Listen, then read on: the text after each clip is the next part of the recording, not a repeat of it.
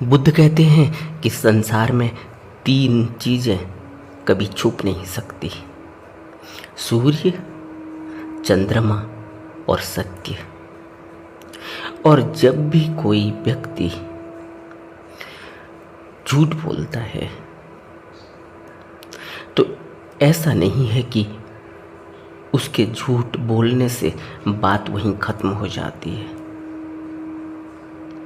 और ऐसा भी नहीं है कि उसने जो झूठ बोला उससे उसका भला हो गया।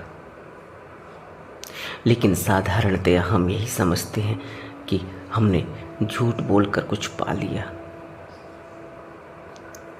लेकिन हकीकत यह है कि उसके मन में और शरीर में जो प्रतिक्रियाएं चलती हैं उससे उसका सारा सुख, सारा चैन छिन जाता है, और हमेशा यह डर सताता रहता है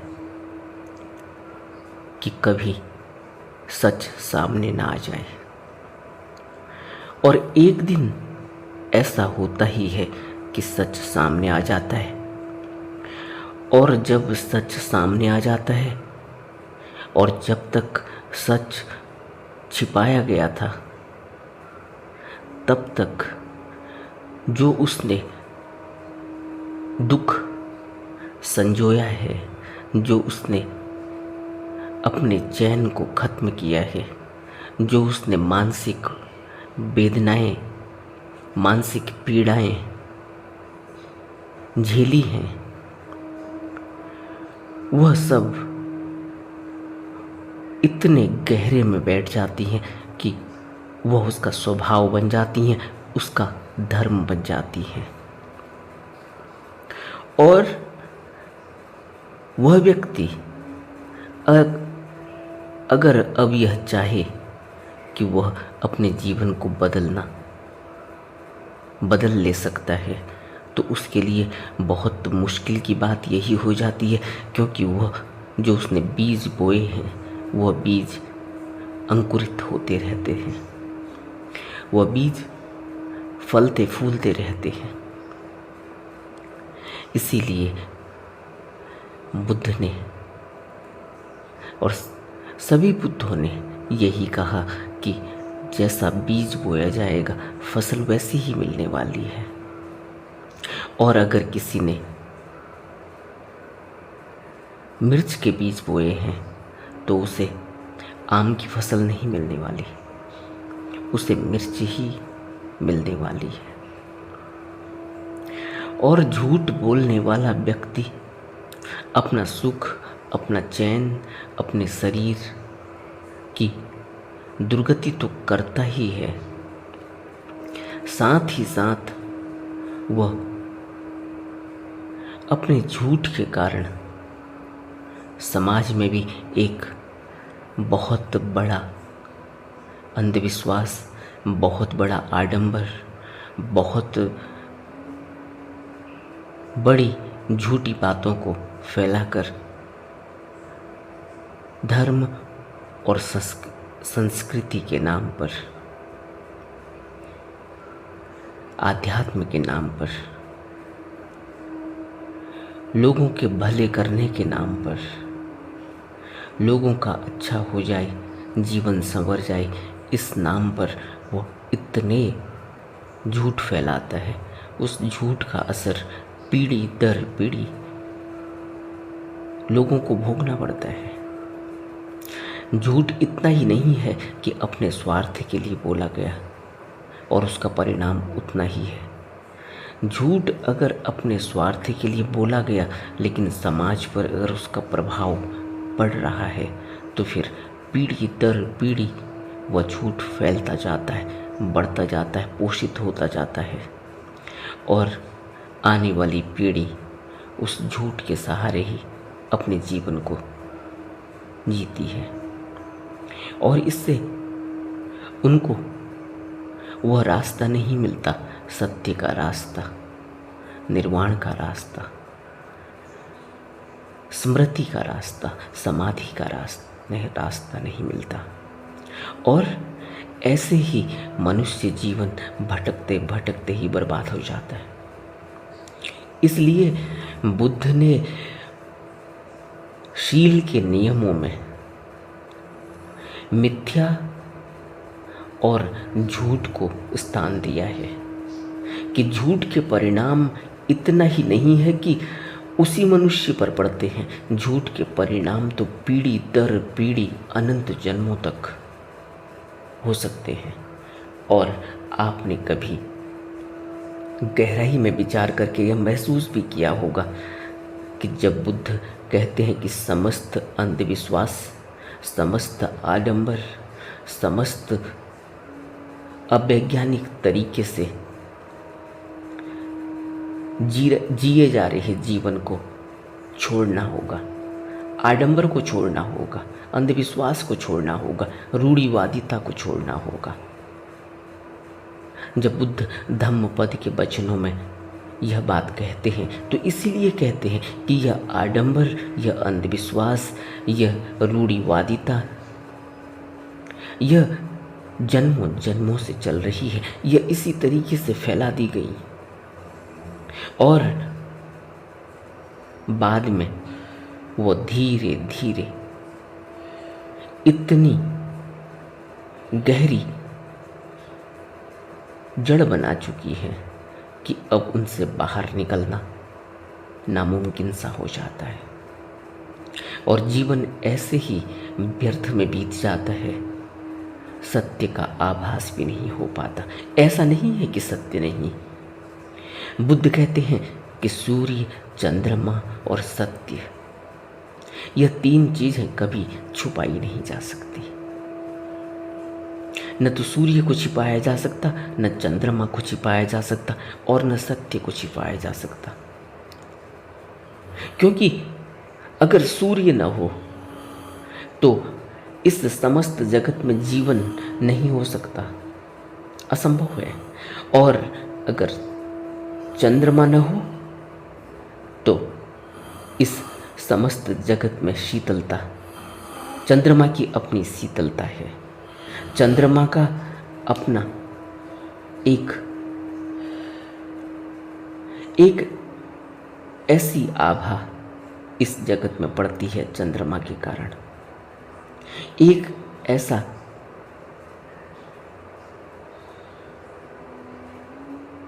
चुंबकीय आकर्षण चंद्रमा से इस जगत पर पड़ता है।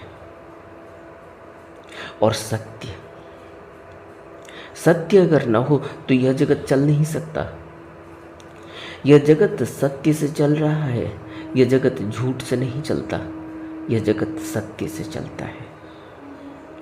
सत्य के बाहर से जितना भी आडंबर लपेट लिया जाए, सत्य रहता ही है, क्योंकि सत्य शाश्वत है, क्योंकि सत्य से ही जीवन पनपता है, जीवन उगता है। सत्य से ही उगता है, झूठ से जीवन नहीं उगता, सत्य से जीवन उगता है। और जब यह कहा जाता है कि यह संसार माया है, यह संसार की कोई असलियत नहीं, यह संसार धोखा है, यह संसार झूठ है, तो यह संसार कुछ भी हो, यह संसार बदलता हो भला, यह संसार माया हो भला, लेकिन इसके नीचे वह सत्य, इसकी धुरी में वह सत्य है। सत्य की धुरी में यह संसार चलता है और उस सत्य तक पहुंचना ही एक आध्यात्मिक व्यक्ति का लक्ष्य है। एक आध्यात्मिक व्यक्ति की यात्रा उसी धुरी पर समाप्त होती है जहां वह सत्य में प्रतिष्ठित होता है। समस्त सांसारिक तृष्णाओं से, वेदनाओं से, वासनाओं से, समस्त सांसारिक झूठ से, फरेब से, धोखाधड़ी से, वैज्ञानिक और अवैज्ञानिक तरीके से, इन सब को भेदता हुआ, इन सब को पीछे छोड़ता हुआ वो धुरी पर जा टिकता है जहाँ सत्य इस सब को चला रहा है। और वहीं वो प्रतिष्ठित हो जाता है। जिसको कबीर ने कहा, बूंद समुद्र में समा जाती है, फिर उसकी कोई आइडेंटिटी नहीं बचती। बूंद समानी समुद्र में। जब बूंद समुद्र में समा गई, उसका अपना कुछ भी नहीं बचा। उसकी सब गंदगी समुद्र में समा गई, और समुद्र में बूंद की गंदगी का क्या पता चलता है। मन कितना भी गंदा हो, मन कितना भी झूठ से लबालब हो, चाहे कितनी ही बुरी आदतें हों, इसीलिए बुद्धों ने कहा कि हर व्यक्ति सत्य को पाने का हकदार है और हर व्यक्ति सत्य को पा सकता है। वो कैसा है, उसका जीवन कैसा है, इससे कोई भी फर्क नहीं पड़ता। अगर उसके अंदर सत्य तक पहुंचने की लगन है, अगर उसके अंदर सत्य तक पहुंचने का साहस है, और अगर उसका अपने गुरु के प्रति, बुद्ध के प्रति, सत्पुरुष के प्रति श्रद्धा और विश्वास है, तो वह अपनी समस्त गंदगी को साफ करता हुआ, अपने को संवारता हुआ, अपने को तैयार करता हुआ धीरे धीरे उस धुरी में समा जाता है, उस धुरी पर प्रतिष्ठित हो जाता है जहाँ सत्य इस जगत को चलायमान किए हुए है। इसलिए किसी मित्र ने अभी प्रश्न पूछा था कि क्या सत्य अगर सभी अनित्य है तो फिर सत्य कैसे अनित्य नहीं? अगर सभी चलायमान है, समस्त जगत चलायमान है, तो फिर सत्य भी चलायमान होना चाहिए। फिर सत्य एक जगह कैसे रुका हुआ है? फिर सत्य क्यों नहीं बदलता? सत्य धुरी पर प्रतिष्ठित है।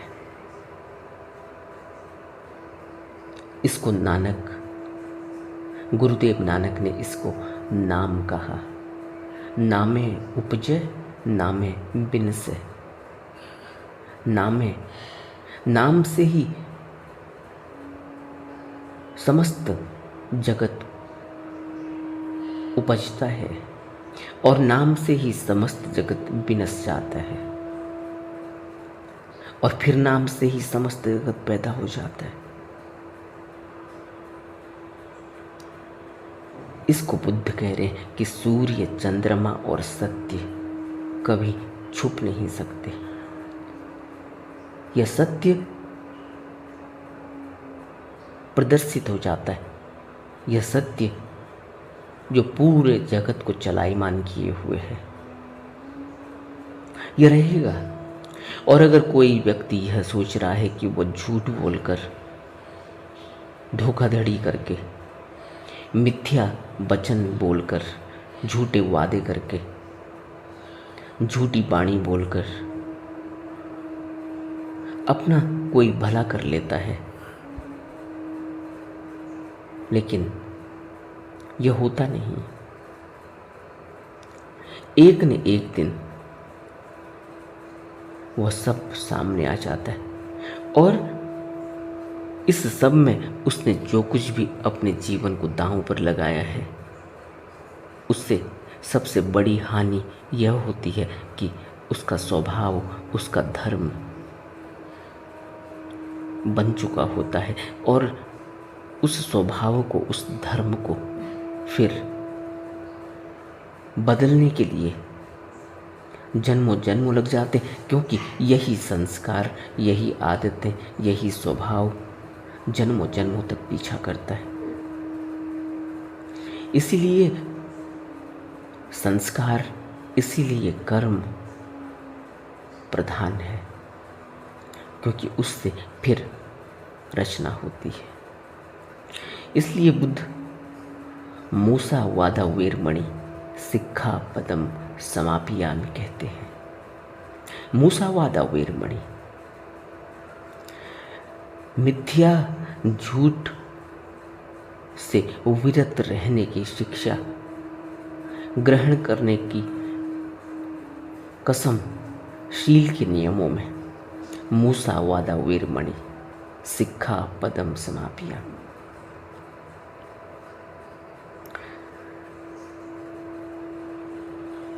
दूसरी बात कि जैसे जैसे मनुष्य इस बात को अपने जीवन में उतारता चला जाता है कि वह झूठ के सहारे जैसे जैसा जीवन अभी चल रहा है, जैसे कई मित्रों ने प्रश्न लगातार पूछे हैं कि इतने झूठ के जीवन में जो अभी संसार में जिस संसार में हम जी रहे हैं, इसमें बिना झूठ के हम कैसे जिएंगे? यह तो असंभव बात है। यह असंभव बात लगती है, लेकिन असंभव है नहीं। ऐसा लगता है कि असंभव है क्योंकि अभी जिस सुख की तलाश में हम इस संसार में दौड़ रहे हैं वहाँ सुख है नहीं।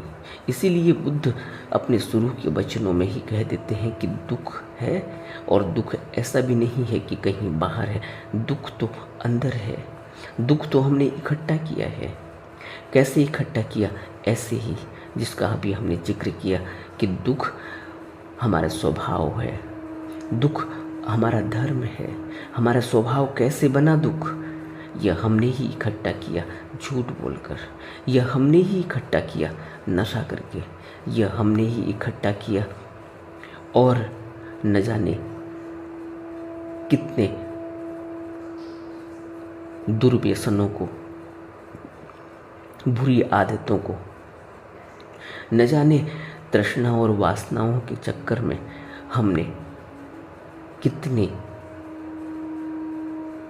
चीज़ों को अपने मन में जोड़ लिया और उस समय हमें पता भी नहीं चला, और मन में धीरे धीरे जब वो परत दर परत बैठ गई और मन उसी तरह से काम करने लगा तो एक स्वभाव बन गया। और जब वो स्वभाव बन गया, अब हम कहते हैं कि हमने तो कुछ किया ही नहीं। झूठ तुमने बोला, झूठ की आदत तुमने डाली, वो मन पर लग चुकी है, मन का वो स्वभाव बन गया। अब जब भी मैं कुछ बोलता हूँ तो मुझे पता भी नहीं चलता कि मैं कब झूठ बोल गया। मुझे पता ही नहीं चलता कि कब मैंने किसी व्यक्ति को मिथ्याचरण से उसके साथ व्यवहार किया है। मुझे पता ही नहीं चलता। मुझे अब झूठ और सच का कुछ पता ही नहीं चलता, क्योंकि मेरा स्वभाव ऐसा बन गया। आपने देखा, जब स्वभाव बन जाता है, जब आदत बन जाती है, तो पता भी नहीं चलता कि कब मुंह से क्या निकल जाता है। छोटे छोटे बच्चों को जब गाली देने की आदत पड़ जाती है तो घर में बैठे हुए जब वो बात करते हैं तो पता ही नहीं चलता कि कब मुंह से गाली निकल गई। बाद में उन्हें लगता है कि अरे ये क्या निकल गया मुंह से। ये ऐसे ही निकल जाता है, आदत का शिकार हो चुके हैं। और ऐसा नहीं है कि वो किसी और ने दिया है, वो तो हमने इकट्ठा किया है। इसीलिए बुद्ध कहते हैं कि दुख तो हमने इकट्ठा किया है। अब यह दुख बाहर, इसके लिए सुख खोजना व्यर्थ है, क्योंकि यह बाहर है ही नहीं। बाहर से दुख का निदान मिलने वाला नहीं, क्योंकि बाहर से इसका निदान मिलने वाला नहीं, क्योंकि यह दुख तो अंदर है। इस दुख को अंदर ही देखना होगा, इस दुख के स्वभाव को अंदर ही देखना होगा, और अंदर देख कर यह ऐसे ही मिट जाएगा जैसे अंधकार भरे कमरे में अगर एक चिंगारी जला दी जाए, एक छोटा सा दिया जला दिया जाए, तो अंधकार अपने आप खत्म हो जाता है। उसके लिए कोई प्रयास, अंधकार को दूर करने का, मिटाने का कोई प्रयास नहीं करना पड़ता। सिर्फ अंधकार को दूर करने के लिए एक छोटी सी चिंगारी बहुत है। इसी तरह से दुख को अपने अंदर देखने से यह दुख स्वतः ही खत्म हो जाने वाला है। हम देख नहीं पाते अपने अंदर, इसलिए कभी यह दुख मिटता नहीं। ऐसे ही जैसे मैंने कभी अपने को देख ही नहीं पाया कि मैं कितनी गाली देकर बात करता हूँ। मैं अपने को देख ही नहीं पाया कि मैं कितना क्रोधित होकर बात करता हूँ। मैं अपने को देख ही नहीं पाया कि कितनी वासना, कितनी तृष्णा, कितनी इच्छा, कितनी कामना, कितनी ईर्ष्या, कितना मोह, कितना लोभ मेरे अंदर है। और पता कब चलता है? पता तब चलता है जब मैं देखना शुरू करता हूँ। इसी देखने को बुद्ध ने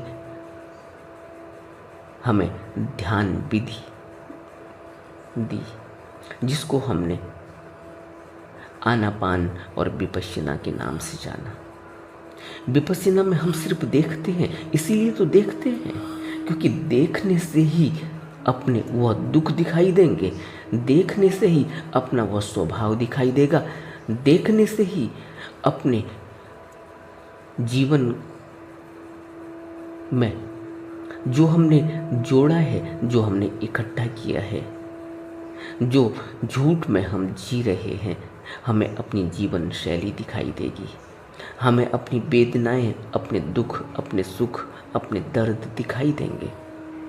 और जैसे ही वो दिखाई देंगे वैसे ही वो नष्ट होने लगते हैं, फिर उनकी जड़ें उखड़ने लगती हैं। इसीलिए तो बुद्ध ने कहा कि तुम आँख मत मूंदो, आँख मूंद के दुख नहीं मिटेगा। और दुख है, इससे इनकार भी मत करो, इसको झुठलाओ भी मत, इससे भागो भी मत। दुख के कारण को खोजो। दुख का कारण क्या है? और कारण को खोजते ही हम चकित हो जाएंगे, क्योंकि जैसे ही कारण को खोजा वैसे ही दुख को दूर करने की वह चाबी हाथ लग जाती है। कारण कैसे पता चलेगा? कारण हम अपने से कैसे खोजेंगे? इसी के लिए हमें विपश्यना करनी होती है। अपने से कभी कभी पता चलता है। कभी आपने देखा होगा, हमने क्रोध किया, बेवजह क्रोध किया, और बेवजह क्रोध करके कोई हमारा पुराना मित्र चला गया, बेवजह क्रोध करके कोई हमारा अपना करीबी हमसे दूर हो गया। तब बाद में पश्चाताप होता है कि मैंने बेवजह क्रोध किया था और उसका नुकसान मुझे अब हुआ है। उस नुकसान के वक्त पता चलता है कि मुझे आईना दिखाई देता है। उस नुकसान के बाद एक आईना दिखाई देता है कि मैं गलत था। लेकिन अब आत्मभाव इतना ज़्यादा है कि अब अपनी गलती को स्वीकार भी कैसे करें? तो लगता है कि बेइज्जती होगी। कोई यह समझेगा जब, कोई यह जानेगा जब कि मैं अपनी गलती स्वीकार कर रहा हूँ, मुझे पश्चाताप हो रहा है, तो लोग मुझ पर हंसेंगे कि अरे ये देखो, यह अपनी गलती स्वीकार करने लगा। लोग मुझ पर हंसेंगे कि अरे तुम डर गए, तुमने हार मान ली, तुम कमज़ोर पड़ गए। जबकि हकीकत यही है कि जिस भी व्यक्ति ने अपने दुख को देखा, अपनी कमी को देखा, अपनी हीनता को देखा, अपनी दीनता को देखा, अपनी आदतों को देखा, उनके कारणों को देखा और स्वीकार कर लिया, स्वीकार करते ही चाबी हाथ लग जाती है। स्वीकार करते ही ठहराव आ जाता है, और ठहराव आते ही पता चलता है कि इसका निदान कैसे करना है। इसी को बुद्ध कहते थे कि दुख से मुक्ति भी तुम्हारे ही हाथ में है, तुम्हारी कोई सहायता नहीं कर सकता। तुम्हें ढाढ़स दिया जा सकता है, तुम्हें सहारा दिया जा सकता है, तुम्हें तरकीब बताई जा सकती है। और तरकीब क्या है? तरकीब यही है कि अगर कोई व्यक्ति क्रोधित है, क्रोध करता है, क्रोध से उसको नुकसान होता है, और उसको यह बता दिया जाए कि देखो तुम्हें क्रोध से कितना नुकसान हो गया, तो ऐसा नहीं है कि उसका ये कहने से उसका क्रोध मिट जाएगा। क्रोध तो तब मिटेगा जब वो स्वीकार करेगा कि हाँ वो क्रोधी है और उसको क्रोध करने से नुकसान होता है। अगर वो यह मानने को ही तैयार नहीं कि वो क्रोधी है, तो फिर बुद्ध भी आ जाए तो क्या होगा? और बुद्ध तो आए ही थे और सामने खड़ा व्यक्ति गाली दे रहा था। बुद्ध तो आए ही थे और सामने वाला व्यक्ति कह रहा था कि तुम यह कुमार्ग में ले जाने वाला आदमी है, इससे बचो। बुद्ध तो आए ही थे और बुद्ध के बहुत करीबी रिश्तेदार बुद्ध को पसंद नहीं करते थे, गालियां देते थे। और आज 2800 साल के बाद भी लाखों लोगों ने, करोड़ों लोगों ने अपने जीवन को बदल दिया। करोड़ों लोगों ने बुद्ध की शिक्षा से समाज को बदल दिया। करोड़ों लोगों ने बुद्ध की शिक्षा से समाज में क्रांति ला दी। बुद्ध की शिक्षा से लोगों का दुख दर्द मिट गया। बुद्ध की शिक्षा से लोगों में स्मृति जगी, समाधि जगी। लोग निर्वाण तक पहुंच गए। लोगों को परम निर्वाण घट गया। यह सब बुद्ध की शिक्षा से ही हुआ है। और वहीं बुद्ध के बगल में बैठे हुए, खड़े हुए व्यक्ति, बुद्ध के रिश्ते में, बुद्ध के साथ रहने वाले व्यक्ति बुद्ध को इस तरह से झूठे आरोप लगाते थे। तो सब कुछ हमारे ही हाथ में है। अगर हम चाहें अपने जीवन को बदलना तो बदल सकते हैं, बशर्ते कि हम स्वीकार कर लें कि हम कमज़ोर हैं। हम स्वीकार कर लें कि हम गलत हैं। हम स्वीकार कर लें कि हम भय में हैं, हम डर में हैं, हम दुख में हैं। यही बुनियादी सत्य है। और सत्य यही है कि हमें कोई और दुख नहीं दे रहा। यह दुख हमने ही बटोरा है, हमने ही इकट्ठा किया है और हम ही इसको दूर भी करेंगे। हम ही इससे निजात पाएंगे। और अगर हम यह सोचते रहे कि कोई और हमें हमारे दुख से मुक्त कर देगा, अगर हम यही सोचते रहे कि कोई भगवान ऊपर से उतर के आएगा और हमारा हाथ पकड़कर हमें ले जाएगा, तो ऐसा नहीं है। और भगवान तो आए ही हुए हैं, लेकिन हम उसकी परख करेंगे कैसे? हम उसको देखेंगे कैसे? हम झूठ में इतने लबालब हैं, इतने भरे हुए हैं। उस झूठ से, उस झूठी आँखों से हम उसको देखेंगे कैसे? इसलिए तो हम देख नहीं पाते। इसलिए तो बुद्धों को हम देख नहीं पाए अब तक। इसीलिए तो हम यहाँ फंसे हुए हैं। और बुद्ध स्वयं कहते हैं कि मैं अनेक जन्मों से इस ग्रह कारक की खोज करता रहा जो ये घर बनाने वाला है। मार के लिए कहते हैं, इस काल के लिए कहते हैं, इस कुदरत की उस ताकत को कहते हैं जो इस संसार में फंसा कर रखती है। कि मैं बहुत जन्मों से इस ग्रह कारक की खोज कर रहा था, अब मैंने इसको पहचान लिया है। अब यह मेरा दोबारा से घर नहीं बना पाएगा, यानी अब यह मुझे इस संसार में नहीं फंसा पाएगा। बुद्ध के वचनों को अगर हम अपने जीवन में उतारने की कोशिश करें, गहरे में मनन करें, तो जीवन में अभी क्रांति घट सकती है।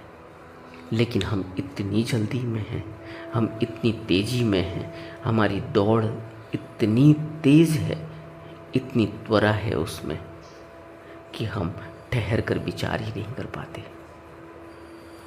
हम यह मान ही नहीं पाते कि कहीं हम गलत हैं। हम यह मान ही नहीं पाते कि हम